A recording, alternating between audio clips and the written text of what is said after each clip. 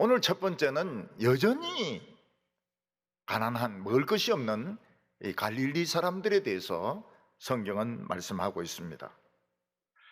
예수님 당시에 예수님이 말씀도 전하시고 병자도 많이 고치셨던 갈릴리 사람들에게 제일 심각한 문제는 한 끼 한 끼 먹는 것을 해결하는 것이었습니다. 그들은 한 끼를 먹으면 다음 끼니를 걱정해야 되고, 또 다음 끼니를 먹으면 그 다음 끼니를 또 걱정해야 될 정도로 그들은 이 먹는 문제가 심각했습니다. 한평생 굶지 않고 산다는 것은 굉장히 잘 사는 것이었습니다. 부자였습니다. 예수님께서 말씀을 전하셨던 갈릴리 사람들 중에서는 굶는 사람들이 특히 많았습니다. 그런데 예수님께서는 이 가난한 사람들을 대상으로 해서 연일 말씀을 전하는데 수천 명의 사람들이 예수님의 말씀을 들었습니다. 그들은 은혜는 받기는 받았지만은 인간이기 때문에 너무 배가 고파서 막 쓰러지려고 하는, 막 흔들흔들 하는 사람들도 그 중에서는 적지 않게 있었던 것입니다. 마가복음 8장 1절과 2절 보면 그 무렵에 또 큰 무리가 있어 먹을 것이 없는지라 예수께서 제자들을 불러 이르시되 내가 무리를 불쌍히 여기노라. 그들이 나와 함께 있은지 이미 사흘이 지났으나 먹을 것이 없도다. 만일 내가 그들을 굶겨 집으로 보내면 길에서 기진하리라. 그 중에는 멀리서 온 사람들도 있느니라. 우리에게 이해가 잘 안 되는 것은 이렇게 가난하고 먹을 것이 없는 사람이라면 예수님의 말씀을 듣는 것보다는 그냥 길에서 과일 행상을 하는 것이 더 낫지 않을까요? 지금 전 세계에도 가난한 사람들은 길가에 앉아가지고 과일 행상을 하면서 하루하루 살아가고 있습니다.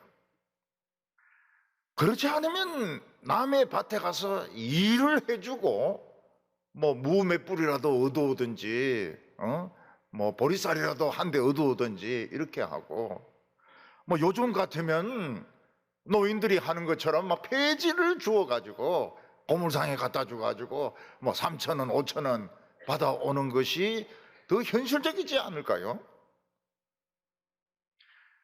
근데 이 갈릴리 사람들은 먹을 것도 없는데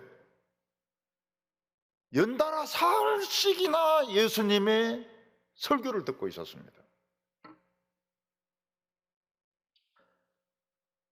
참 놀라운 것은 가난하고 먹을 것이 없는 사람이 하나님의 말씀에 관심을 가진다는 것입니다. 반대로 뭔가 가진 것이 있고 먹을 것이 있는 사람들은 사람을 만나러 갑니다. 좀 더 세상에서 성공하는 길을 찾아가는 것입니다. 아이러니한 것이 이겁니다. 먹을 것이 없는 사람들, 이런 사람들이 세상에 가서 과일을 팔든지 일을 하든지 이래서 먹고 살아야 되는데, 이런 사람들은 굶어가면서 예수님의 말씀을 듣고 있고, 뭔가 좀 가진 사람들은 안 와요. 사람 만나러 다닙니다. 예수님께서는 지금 예수님의 설교를 듣고 있는 사람들이 먹을 것이 없다는 것과, 그들 중에 어떤 사람들은 지금 굶으면서 말씀을 듣고 있다는 것을 알고 계셨습니다. 예수님께서는 이들을 그냥 돌려보내면 길에서 쓰러져서 기절하고 죽을 사람도 생긴다고 말씀하셨습니다. 근데 이 사람들이 참 대단한 것이 무엇인가 하면, 어른들도 있지만 여성들도 있고 애들도 있습니다. 근데 어느 누구도 예수님을 찾아와서 우리 애가 배가 고파하고 막 칭얼거리는데 먹을 것을 좀 구해 주십시오, 이러는 사람이 없었다는 겁니다. 물론 예수님이 떡을 안 가지고 계셨지만 예수님에게 와가지고 떡 문제 좀 해결해 주십시오, 이런 사람이 없었다는 것입니다. 그 사람들은 예수님의 설교에 빨려들듯이 설교를 들었습니다. 그리고 정신을 차려보니까 이미 사흘이 지났고 그들은 막 배가 고프기 시작한 것입니다. 창자를 막 짜는 것처럼, 막 창자를 꼬집는 것처럼 누군가가 그렇게 배가 고팠던 것입니다. 그들에게 중요한 것은 먹는 것을 해결하는 것이고, 그들은 이미 여러 끼니를 굶으면서 예수님의 설교를 듣고 있었던 것입니다. 이때 제자들도 난감한 것은 마찬가지였습니다. 제자들은 이 황량한 들판에서 어디서 먹을 것이 생기겠냐고 예수님인데 물어보고 있습니다. 음식이 하늘에서 떨어집니까? 음식이 땅에서 솟습니까? 4절에 보면 제자들이 대답하되 이 광야 어디서 떡을 얻어 이 사람들로 배부르게 할 수 있으리까? 집도 없고 동네도 없고 도시도 없는 이 황량한 들판에서 누구에게 떡을 얻어서 이 4,000명이나 되는 사람들을 먹이겠습니까? 이렇게 제자들이 질문하고 있습니다. 지금 이 들판에 삼성전자가 있는 것도 아니고 파리바게뜨가 있는 것도 아니고 먹자 골목이 있는 것도 아니고 아무것도 없는데 어떻게 이 사람들을 먹이시려고 하십니까?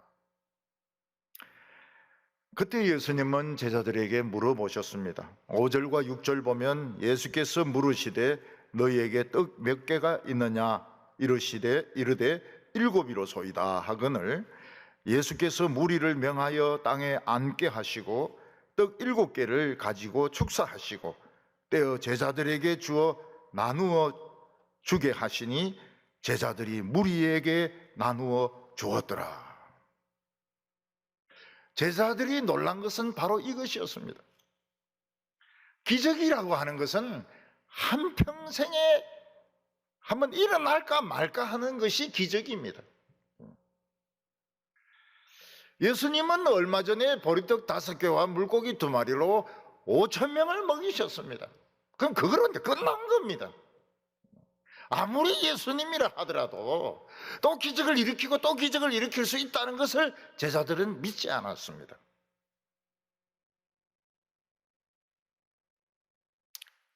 근데 예수님께서는 7개의 떡을 가지고 기도하시고 사람들에게 나누어 주라고 하는데 떼면 뗄수록 떡이 커집니다. 떼서 나누어 주면 줄수록 떡이 많아졌습니다. 여러분 4,000명을 먹이려면 원래 그 7개로는 몇 시간 걸립니다. 그러니까 이 예수님이 나누어 주라 하니까 떼면 커지는 거예요. 나누어 주면 또 생기는 것입니다. 기적은 또 일어나고 있었습니다. 제자들이 가만히 생각을 해보니까 물고기도 몇 마리 있었습니다. 물고기는 이제 반찬입니다. 반찬이 있었습니다. 그래서 예수님에게 이 물고기도 있습니다 이러니까 가져오라고. 그래서 또 감사 기도 드리고 나누어 주라니까 주니까 또 커지고 주니까 커지고 주니까 많아지고 주니까 많아지고. 기적은 또 일어나고 있었습니다. 4,000명이나 되는 사람이 배가 부를 정도로 먹고 이제 더 이상은 안 들어간다. 마치 뷔페에 간 것처럼 이제 더 이상은 안 들어간다. 이제 못 먹겠다 할 때까지 떡은 막 계속 만들어지고 있었던 것입니다. 예수님께서는 그 남은 떡 조각을 버리지 말고 모으라고 했더니 7 광주리가 되었습니다. 예수님은 불과 얼마 전에 기적을 행하셨는데 또 기적을 행하셨습니다. 제자들이 깨달았는지 깨닫지 못했는지 알 수 없지만은 예수님은 여기서 두 가지 사실을 보여주셨습니다. 하나는 예수님이 기적의 주인이라는 것입니다. 예수님은 이 세상에 기적을 가지고 왔습니다. 예수님이 원하시기만 하면 언제 어디서나 기적은 또 일어나고 또 일어나고 또 일어날 수 있었습니다. 제자들은 그거를 믿지 못했던 것입니다. 예수님이 기적의 주인이라는 것을 믿지 못했던 것입니다. 그리고 예수님은 또 한 가지를 보여주셨습니다. 그것이 무엇인가 하면 하나님의 나라가 실제로 가까이 왔다는 것입니다. 어느 정도로 가까이 왔는가 하면 거의 이 현실 세계와 맞붙을 정도로 하나님의 나라가 접근했다는 사실입니다. 하나님의 나라가 눈에 보이지 않지만 하나님의 나라는 굉장히 이 세상에 가까이 접근하고 있었습니다. 마치 풍선과 같아요. 풍선. 아주 얇은 그런 고무 같은 것으로 지금 되어 있는데 굉장히 가깝게 접근되어 있습니다. 설교를 하면 하나님 나라가 가까이 옵니다. 설교를 안 하면 멀리 멀리 갑니다. 하나님의 나라는 공중에 붕붕 떠다닙니다. 이 세상과 하나님의 나라를 연결시키기만 하면 그 하나님 나라의 비닐을 찢어가지고 터뜨리기만 하면 기적은 또 일어나고 또 일어나고 또 일어나고 또 일어나게 되어 있는 것입니다. 오늘 저희들은 기적의 세계에 바로 옆에 있습니다. 우리가 기도할 때 예수님의 이름으로 기도한다 할 때 그 예수는 로드 오브 미러클, 기적의 주인인 것입니다. 예수님은 기적의 열쇠입니다.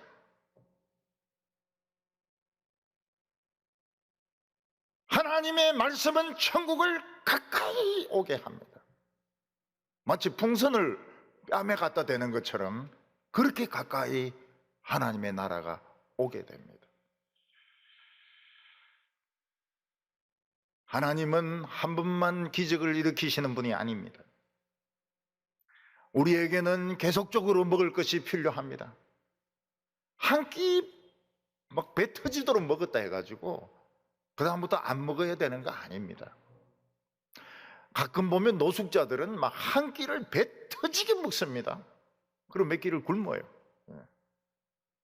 왜냐하면 음식이 계속 있는 것이 아니니까. 우리에게는 먹을 것이 계속 필요합니다. 우리에게는 돈이 계속 필요합니다. 우리는 옷이나 집이 계속 필요합니다. 한 번만 옷 한 벌 장만했다 해가지고 죽을 때까지 그거 입고 살 수 없습니다.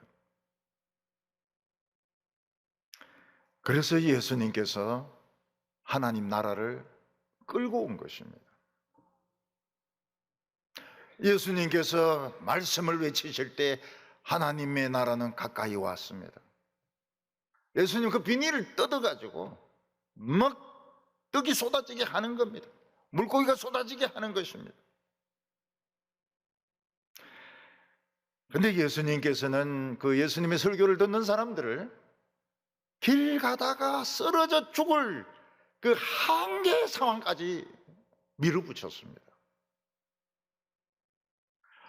좀 빨리 기적을 행하셔서 좀 덜 배고프면 좋을 텐데 굉장히 배가 고파서 죽을 정도, 이제는 설교가 귀에 안 들어올 정도로, 길 가다가 쓰러질 정도로 예수님은 이 4,000명을 밀어붙였습니다. 한계 상황까지 밀어붙였습니다. 그 이유가 무엇일까요? 인간은 이 한계 상황까지 가야 하나님의 말씀을 움직일 수 있기 때문입니다. 오늘 두 번째는 이 시대의 표적을 어떻게 읽느냐 하는 것입니다. 예수님께서 떡 7개로 4,000명을 먹인 소문은 바로 바리새인들의 귀에 들어갔습니다. 바리새인들은 예수님이 옛날 이스라엘 백성들을 구원한 모세인가 엘리야인가 이런 문제를 가지고 토론을 했습니다. 그런데 그들을 헷갈리게 하는 것이 무엇인가 하면 예수님의 외모가 너무 평범한 겁니다. 예수님은 학교를 다닌 적이 없어요. 그분은 가난한 목수의 아들입니다. 만약 예수님이 모세같이 그런 위대한 사람이라면 지팡이를 잡고 얼굴에서 막 빛이 막 나야 됩니다. 그분이 엘리야 같은 분이라면 기도하면 하늘에서 막 불이 떨어져야 됩니다. 어쩌면 예수님은 잘생기지 않았을 수도 있습니다. 그래서 교인들 중에서 자신이 좀 못생겼다 이렇게 생각되는 분은 예수님과 굉장히 닮았구나 이렇게 생각하시기 바랍니다. 왜냐하면 이사야 선지는 그에게는 흠모할 것이 아무것도 없다고 그랬습니다. 연사마 같이 생기지 않았어요. 그분은 요즘 탤런트 같이 생기지 않았어요. 흠모할 것이 없도다. 두 번 볼 것이 없다는 것입니다. 목사님요, 그 그림 보니까 예수님이 잘생겼던데요. 그거는 화가들이 그런 모델을 구해가지고 그린 것이지 예수님은 원래 얼굴이 아니라고. 모델이라고요, 모델. 그래서 이 바리새인들은 예수님이 너무 평범하고 학벌도 없고 잘생기지도 못했고 못생겼다고 말 못하겠어요. 혹시 또 다음에 만났는데 잘생겼으면 니 보지도 안 하고 그런 소리를 해가지고 나를 동북에서 망신을 시켰냐 이러면 또 큰일 나기 때문에 싹 잘생긴 건 아니고요. 그래서 바리새인들은 당신이 하나님이 보낸 종인 증거를 보여달라, 표적을 보여달라 그렇게 요구했습니다. 하늘에서 불이 떨어지든지 아니면 막 우박이 떨어지든지 갈릴리 호수가 반으로 갈라지든지 표적을 보여달라고 이야기했습니다. 그때 예수님은 굉장히 참 안타까워하시면서 탄식하셨습니다. 12절에 예수께서 마음속으로 깊이 탄식하시고 이르시되 어찌하여 이 세대가 표적을 구하느냐? 내가 진실로 너희에게 이르노니 이 세대에 표적을 주지 아니하리라 하시고, 이 표적이라고 하는 것은 하나님이 보낸 종이라는 그 마패, 정표와 같은 것입니다. 근데 하나님의 아들은 마패가 필요가 없어요. 하나님의 아들은 하나님의 아들로 충분한 것입니다. 믿든지 안 믿든지 그건 본인의 책임이고, 하나님의 아들은 마패가 필요 없어요. 마패는 신하들에게 필요한 것입니다. 나 왕이다. 그럼 끝나는 거예요.